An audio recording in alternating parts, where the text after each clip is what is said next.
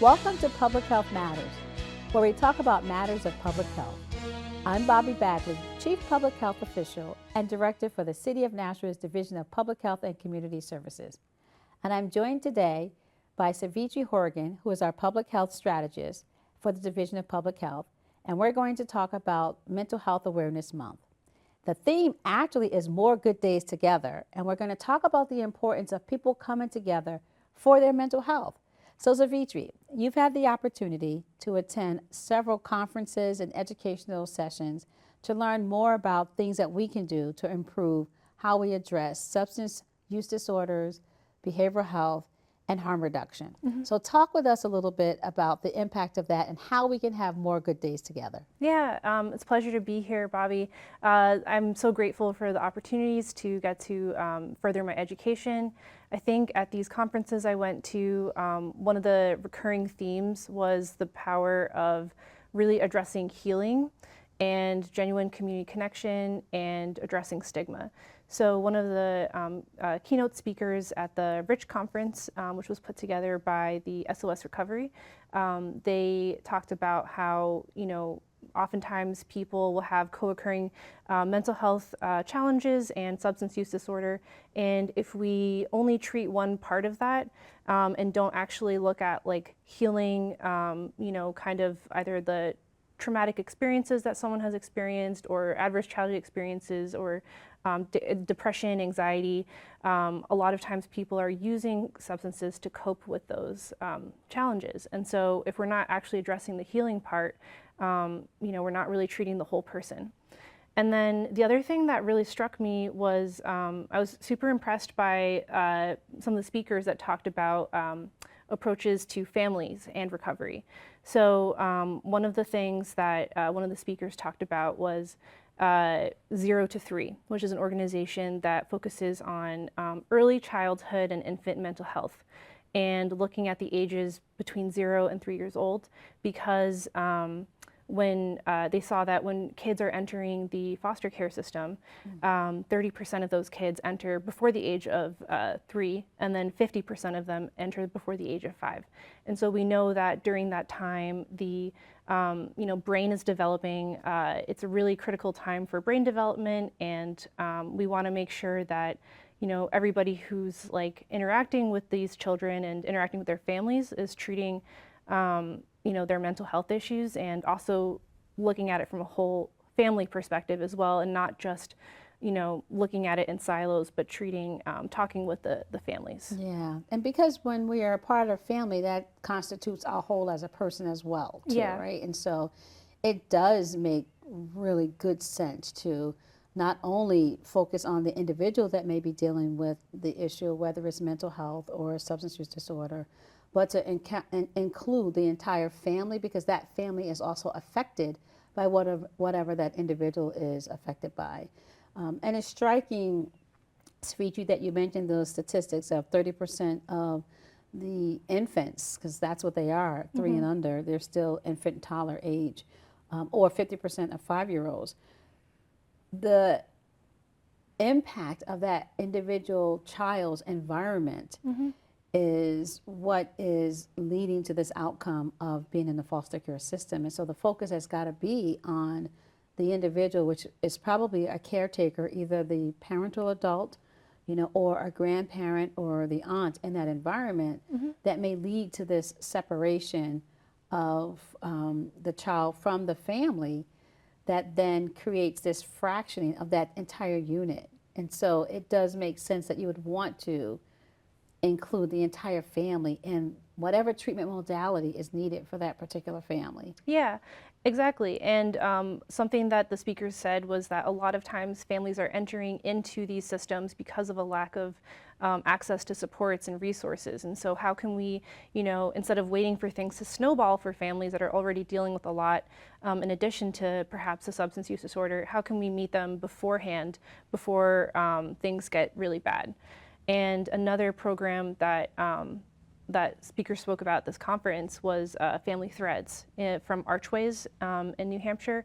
And it was really wonderful to hear about how they combine Family Resource Center and recovery supports and trying to address stigma for families that are seeking support for recovery. So that when they are going to, there's so many barriers that are in place when going to try to seek treatment or help. And so to know that, when I go to a family resource center, I can get access to all these other help and resources as well. And that they talked about, what it looks like for a family to come to them. In the intake process, they, instead of looking at it from like a deficit perspective, looking at the things that they lack or that they're doing wrong, they look at it from a strengths-based perspective. So making sure that, they talk with the family or the client, like what are some of the people, some of the like support systems in your life that can really help you in this journey? Because we all know that recovery is more effective and impactful when you have a support network around you. Humans are made for connection.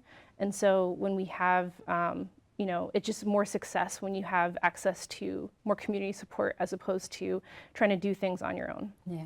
And one of the aspects of that, Savitri, and I'm glad that you brought that up about the resource center and a family resource center where people might be going in for other services and supports, so that stigma of just going for something that may cause individuals to fear being outed when they go into a particular place.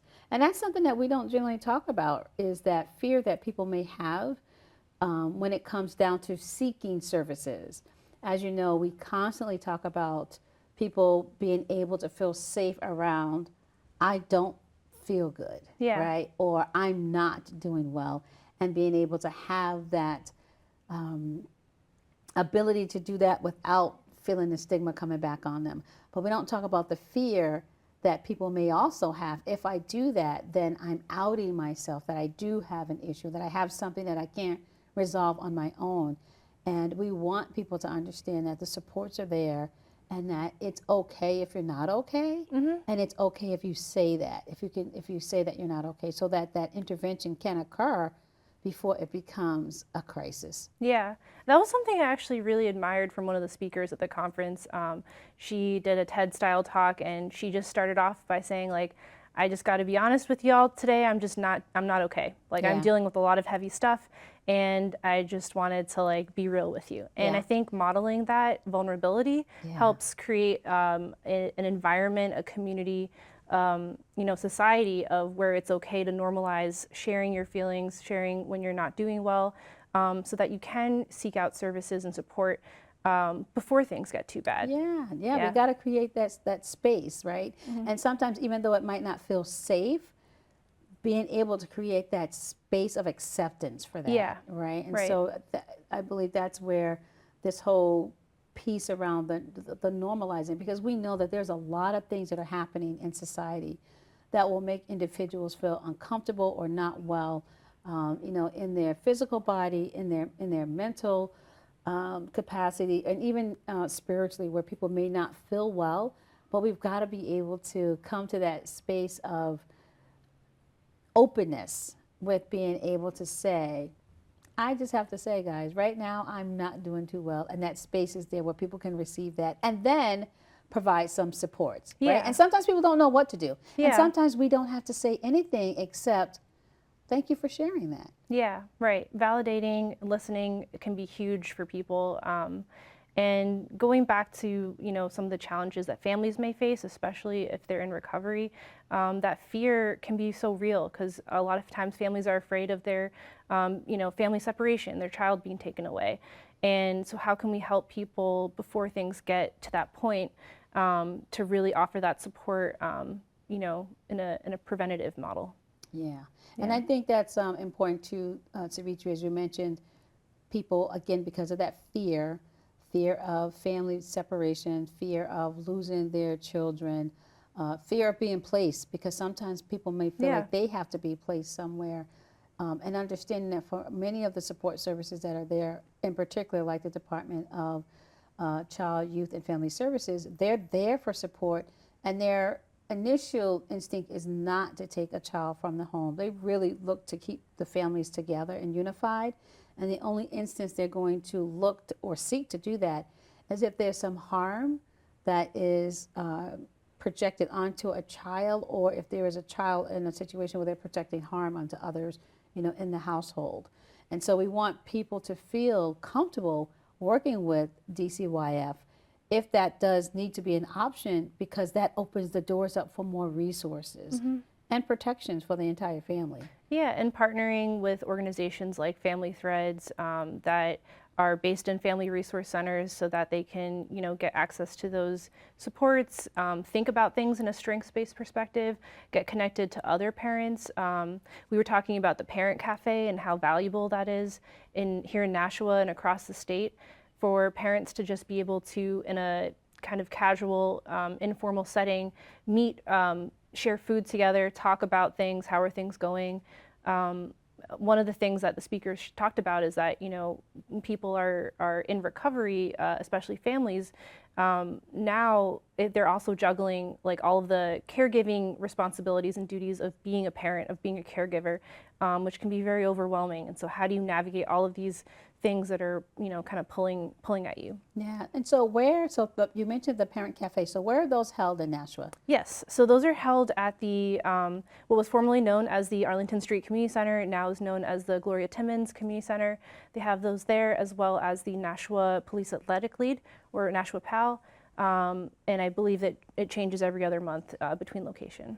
And so the best way that a person can get that information is to go onto the Gloria Timmons website? Yes, yeah, and they'll have that in their monthly calendars. Yeah. What are some of the other resources? Because I think it's really important for our viewers to understand that we have some resources in our community that families can take advantage of, and a lot of these things are free. So Parent Cafe is free. Yes. And there are other things that are offered out of the Gloria Timmons Community Center that are also free that parents can get engaged in. Again, when we talk about more good days together, it's about coming together and spending time either with loved ones, with family, as long as there's not a lot of drama and trauma, family, friends, and community. So there's some other offerings at the Gloria Timmons Community Center. It's honestly chock full of activities. It's hard to keep track of them all the time, but some of the great ones are, the multicultural Zumba, which is a free Zumba class,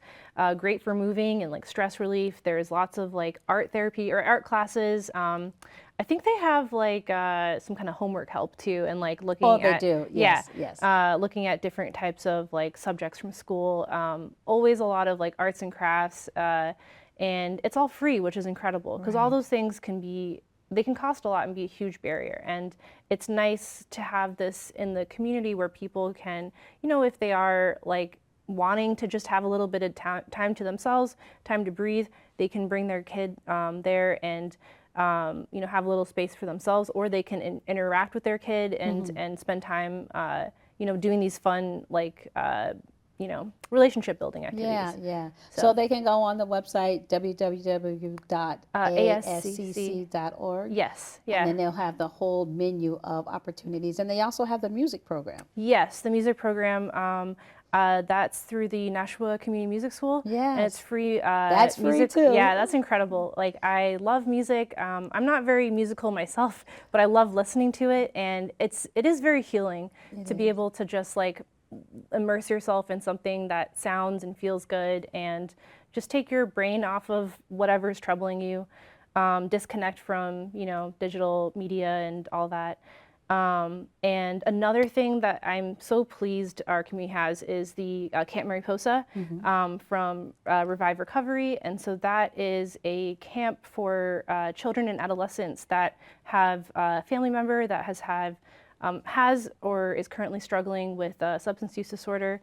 And so this is a really awesome monthly camp or some weekends of the year, I think 6 weekends of the year. And it's in a beautiful location where children get to enjoy, the beautiful nature and wilderness that New Hampshire has to offer, get to enjoy these kind of like different activities that take their mind off of things, as well as have these group sessions with Dr. Leah Elliott, with a clinical social worker to, talk through and process some of that trauma, do that healing that is so important for, healing our whole selves. And what's amazing about this too is that it's completely free. It's free. And it's wonderful because 1 in 4 kids have a family member who has substance use disorder.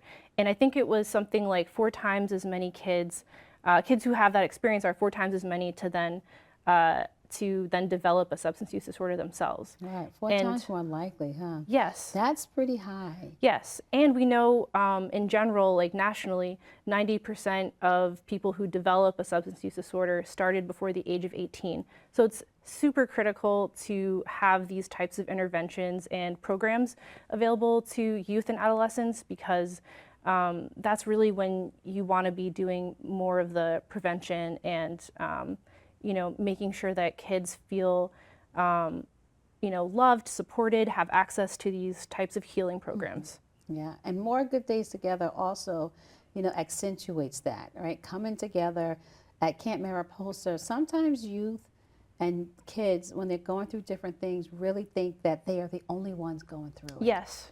Right? Yeah. And so when you think about Camp Mariposa being open up to all youth, they have a certain age limit, 9 and up, that may have the same types of things that they're dealing with, and it allows them to, again, have a community where people can understand the things that they might be going through.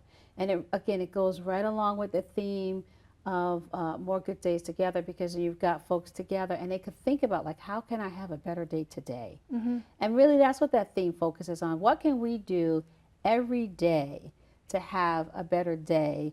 And even if it's not consistent that it's a better day every day, at least a better day today. And then if I have a down day tomorrow, what can I do to make my day after tomorrow a better day? Mm-hmm. And so that's what this whole concept around better days, more better days together focuses on, is how do we build upon, like you said, how do we build upon the strengths that are around us? How do we build upon the strengths or the resources that are in our communities that allow for us to have a better day today and a better day tomorrow, and then more better days together, right? Because sometimes we might have to do things for ourselves first.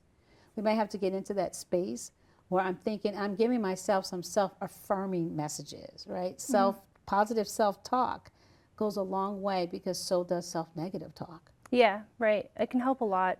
And also thinking about, one of my favorite things to think about is, if you're going through something, a really challenging moment, ask yourself, like, how have you navigated challenges in the past?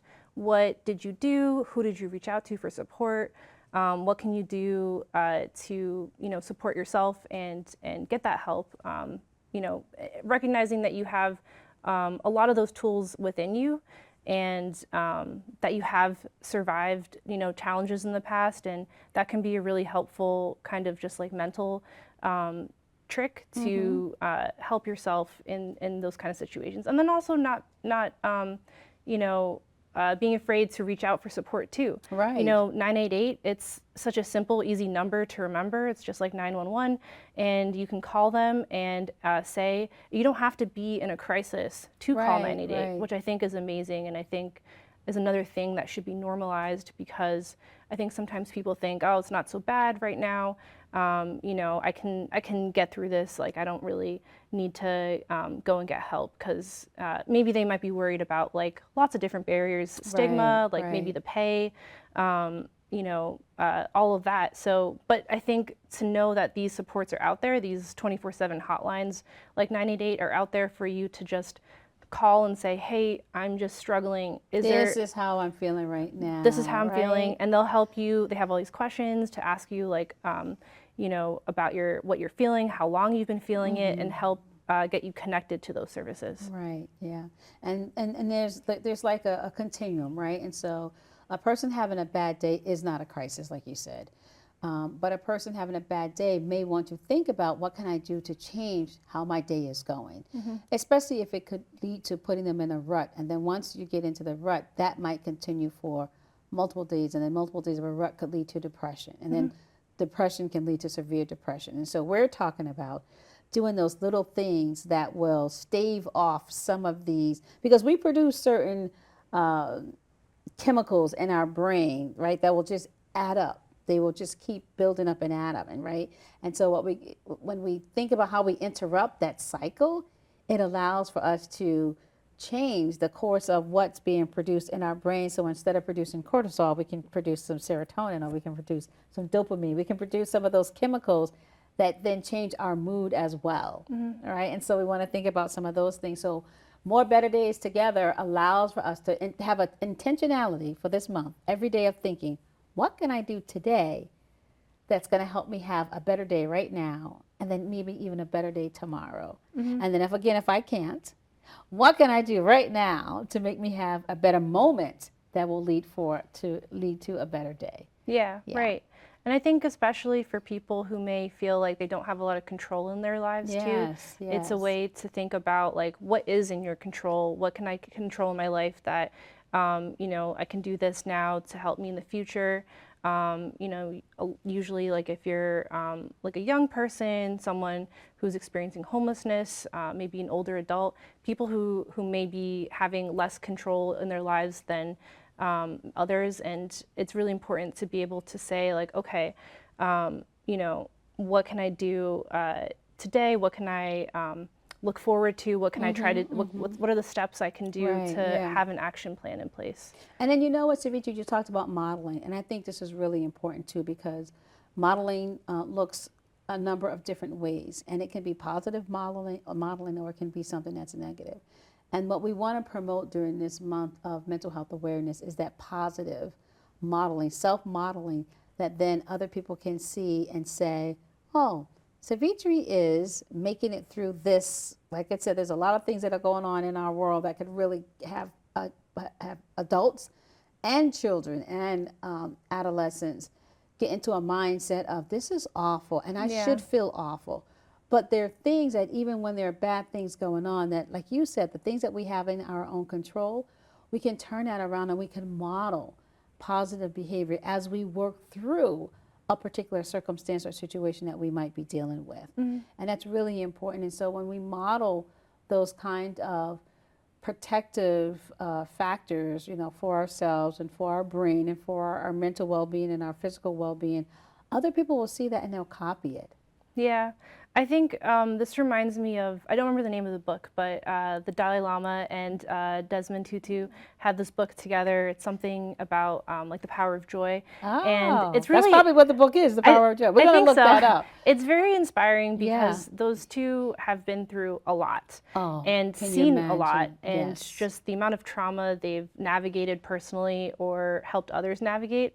And they talk about how important it is to like be goofy and silly and just enjoy little moments of life, because that's really critical for resiliency and fostering that resilience. And it's not about ignoring or diminishing the pain or the trauma, and it's not about, saying everything is good all the time, but more so, how do we get through this life? One of the better ways to do that is to make space for joy and laughter and genuine connection. I like that, making space for joy and making space for laughter, and even being able to laugh at your own self, at times, but in a way that's a positive way.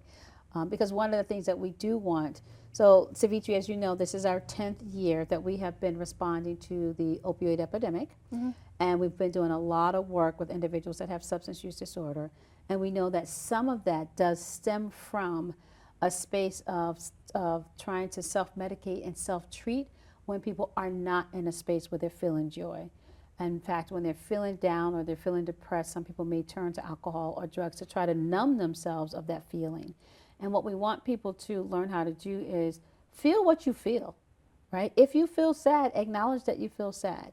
And then think about, what can I do to help get myself out of this feeling or sadness, or get to a place where I can feel a little bit better about whatever this situation that I'm going through may be, without turning to drugs, without turning to alcohol, or without turning to other self-negative behaviors.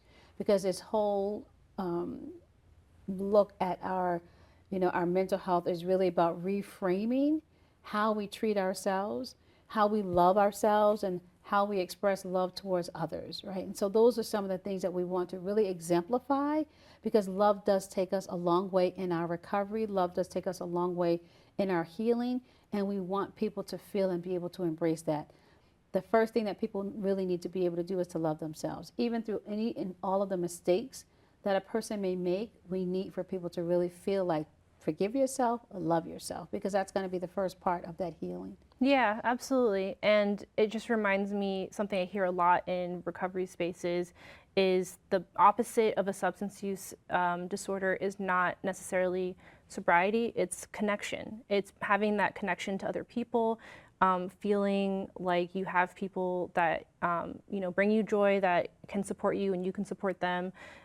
Feeling connected to people, not feeling isolated, because that isolation is really what, just kind of exacerbates a lot of these mental health challenges for people. Yeah. It makes them feel alone. Yeah. Yeah. And that's the complete opposite of what we want people to feel. Right. And we, the Surgeon General did put out a number of years ago that social isolation was a huge, huge issue for our country, for young people, for adults, for our older adults, in our communities as well. And so as much as we can offer and promote being able to come together, rally around something. It's springtime. As the weather gets warmer, Yeah. we're gonna go into the springtime thing. It's springtime. It's time to get outside, to enjoy the flowers sunshine. are blooming. Yeah, the flowers, Yeah. to just get out, walk, and be a part of the community. Go to the library. Yeah. Right. Do something where you actually are in a space where there are other people, and even if you're just sitting and just enjoying the time that you're spending in that space, and then seeing others around you and just being able to just like suck that in and get some real joy out of that. Yeah, absolutely. Yes. Savitri, I want to thank you for being our guest today on Public Health Matters. And I'm Bobbie Bagley, and I'm reminding you to have a great day today and a better day tomorrow. And I'll see you next time on Public Health Matters.